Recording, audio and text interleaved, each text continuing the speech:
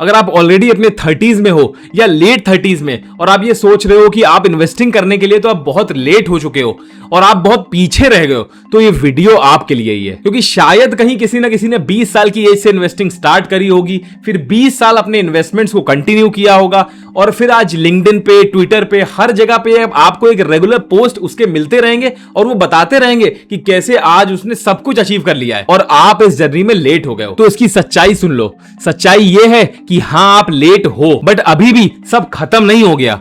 Late start करने का मतलब ये नहीं कि अब वेल्थ बन ही नहीं सकती। इसका बस ये मतलब है कि आप वही सेम स्टेप्स, वही सेम प्रोसेस तो फॉलो नहीं कर सकते जो कि किसी और ने फॉलो किया था, जिसने 20 साल पहले स्टार्ट किया था। यू नीड अ स्ट्रैटेजी, एक स्मार्टर प्लान और एक सीरियस डिसीजन मेकिंग। लेकिन अगर अभी आप अपने 20s में हो और ये सोच रहे हो कि तो फिर तो मैं लेट ही स्टार्ट करूंगा, अगर मैं वेल्थ बना ही सकता हूं तो फिर अभी से क्यों स्टार्ट करूं, क्या ही फर्क पड़ेगा, तो मेरे दोस्त फर्क पड़ेगा। ये कुछ मिनट का ही वीडियो है, इसको पूरा देखना, ये एग्जैक्टली आपको बता देगा कि क्या डिफरेंस होगा। मैं हूं आयुष और मेरा मिशन है इस चैनल की हेल्प से अपने साथ साथ 1 लाख लोगों को फाइनेंशियली एजुकेट करके उन्हें अपनी लाइफ के फर्स्ट करोड़ तक पहुंचने में हेल्प कर पाऊं। इस वीडियो में मैं आपको एग्जैक्टली बताऊंगा 5 steps wealth building strategy for those who are starting in their 30s और इवन 40s। जो लोग अभी भी वेल्थ बना सकते हैं रियलिस्टिकली, रिस्पॉन्सिबली और बिना अपने फ्यूचर को दांव पे लगाए। जो लोग बोलते हैं कि मैंने तो लेट स्टार्ट किया था, वो ये बोलते हैं कि they have actually missed out on time,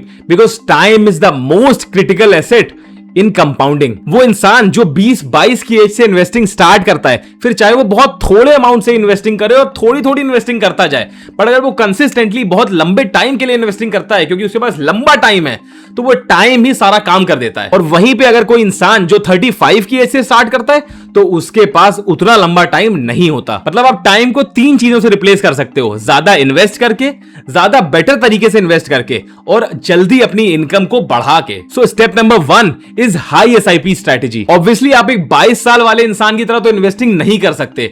अगर आप लेट स्टार्टर हो तो ये छोटी मोटी एसआईपी इन्वेस्टमेंट तो आपको नहीं बचा पाएगी। अब 35 की एज में जहां आप अच्छी खासी सैलरी कमा रहे हो और वहां 5,000 रुपए से एसआईपी इन्वेस्टमेंट स्टार्ट करोगे तो आपका कोई भला नहीं होगा, because math is not mathing. और कड़वी सच्चाई तो यह है कि अब तो आपको थोड़ा सीरियसली इन्वेस्टिंग करनी ही पड़ेगी। फॉर एग्जाम्पल राज, जो आज 25 साल का है, शायद 40,000 रुपए पर मंथ कमाता है, जिसमें से 10,000 रुपए जो कि वो इजीली इन्वेस्ट कर पाता है, वो अगर वो इन्वेस्टिंग रेगुलरली करना स्टार्ट कर देता है तो उसके पास अगले 35 साल है, 60 की एज, सिर्फ 10,000 रुपए भी इन्वेस्ट करता है तो उतने से ही वो अमाउंट टोटल बन जाएगा 5 से 6 करोड़ रुपए। और वहीं दूसरी जगह सिमरन, जो कि आज 35 साल की है, वो भी अगर आज अपनी एज से स्टार्ट करेगी 10,000 रुपए महीने के इन्वेस्ट करना, तो उसके पास सिर्फ इन्वेस्टिंग के लिए 25 साल का टाइम है।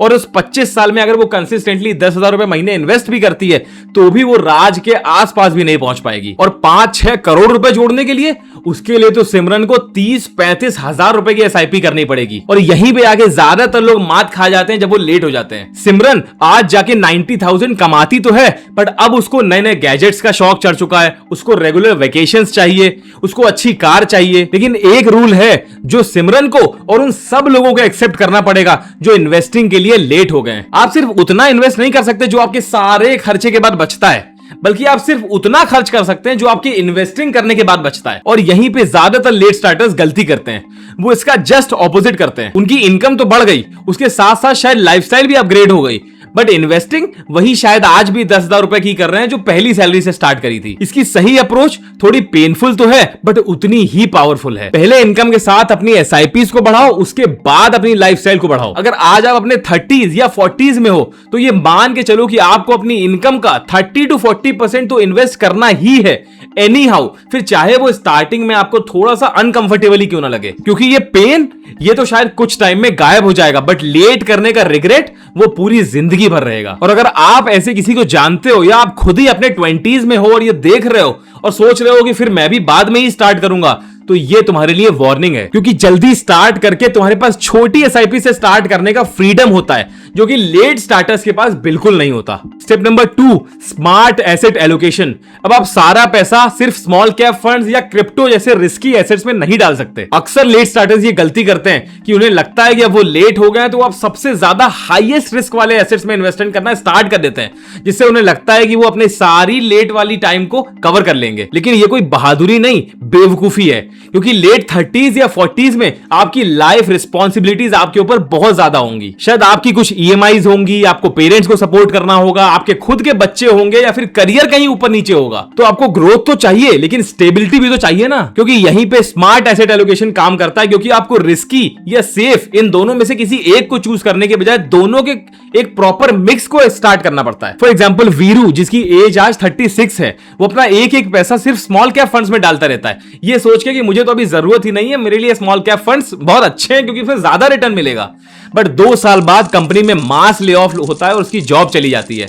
मार्केट में टाइम खराब चल रहा है, उसकी जॉब जा चुकी है और सबसे खराब टाइम पे उसको अपनी एसआईपी स्टॉप करनी पड़ती है। अब इसको कंपेयर करते हैं बसंती से, जो कि 36 की एज की तो है, बट उसने अपने टोटल पोर्टफोलियो का सिर्फ 60 to 65% पैसा स्मॉल कैप्स में डाला है, जिससे कि लॉन्ग टर्म में वो अच्छे रिटर्न्स बना पाए। 25 to 30% पैसा उसने डेट फंड्स में रखा है स्टेबिलिटी के लिए, और बचा हुआ 5-10% पैसा उसने गोल्ड में लगाया है प्रोटेक्शन के लिए। अब अगर मार्केट खराब होगी तो बसंती का भी पोर्टफोलियो गिरेगा, बट उतनी बुरी तरीके से नहीं गिरेगा वीरू की तरह, क्योंकि उसके पास डेट फंड और गोल्ड का कुशन है। वो मार्केट में इन्वेस्टेड रहेगी, अपनी एसआईपी को कंटिन्यू करेगी, और यही छोटे से डिफरेंस से लॉन्ग टर्म में करोड़ों का डिफरेंस आ जाएगा। स्मार्ट एलोकेशंस आपके रिटर्न्स को कम करने के लिए नहीं है, बल्कि इसलिए है जिससे आपको सेफ्टी मिले और आप खराब टाइम में, खराब मार्केट में भी इन्वेस्टेड रह सको। और सिर्फ इन्वेस्टेड रहने से ही आप परफेक्ट टाइमिंग को हमेशा हरा दोगे। वेल्थ ज्यादा रिस्क लेने से नहीं बनती, बल्कि वो बनती है खराब टाइम में भी मार्केट में बने रहने से, ना कि क्विट कर दो। Step number 3, income growth.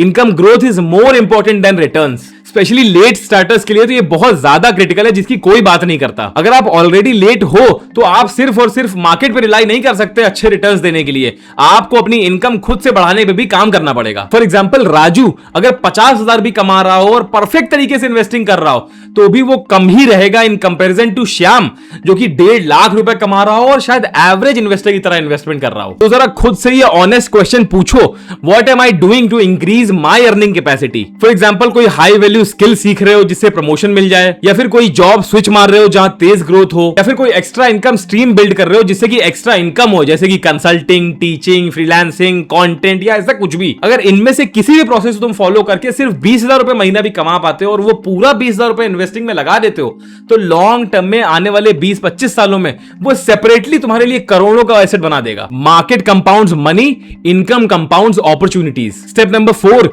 Risk management. अगर आप ऑलरेडी लेट इन्वेस्टिंग स्टार्ट कर रहे हो तो you can't afford big mistakes. आपको सीरियसली, इंटेंशनली अवेयर होके इन्वेस्टिंग करनी पड़ेगी। आप जल्दी स्टार्ट करते हो तो कैजुअल फॉर्म में भी इन्वेस्टिंग करोगे, थोड़ी बहुत गलतियां भी करोगे, हिट एंड ट्राई भी करोगे, तो भी वो सब चल जाता है। बट अब when you are late, mistakes are expensive. तो अब आईपीओ के पीछे मत भागो, रैंडम क्रिप्टो शिट कॉइन्स में इन्वेस्टमेंट मत करो, फ्यूचर और ऑप्शंस ट्रेडिंग से तो बहुत दूर रहो, और लोन लेके इन्वेस्टिंग करना ये तो दिमाग में भी मत लाना। मोस्ट इंपॉर्टेंटली, इन्वेस्टिंग को स्टार्ट करने से पहले you have to make sure कि तुम्हारे पास 6 to 12 मंथ्स का इमरजेंसी फंड इंटैक्ट है। You have proper health insurance in place and a term insurance if you have dependents. इन 3 चीजों से आप अमीर तो नहीं बनोगे, बट ये आपको गरीब होने से बचाएगी जरूर, जो कि उतना ही ज्यादा इंपॉर्टेंट है। सिर्फ एक मेडिकल इमरजेंसी या एक जॉब लॉस आपके सालों की इन्वेस्टमेंट को एक झटके में गायब कर सकता है, अगर आपने प्रॉपर रिस्क तरीके से रिस्क मैनेजमेंट नहीं किया तो। Now you need to remember few important things. Late start करने का यह मतलब नहीं है कि अब तुम्हें अंधाधुन रिस्क लेना होगा,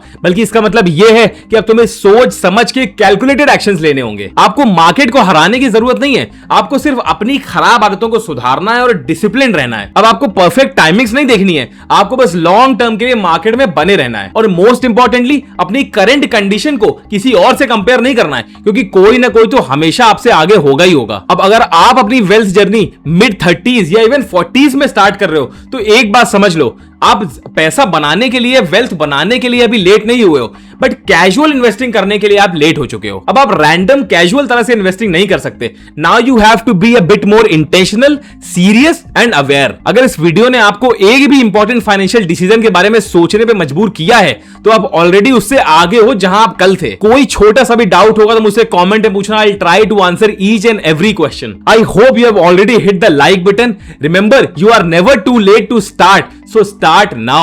Until next time, stay financially wise.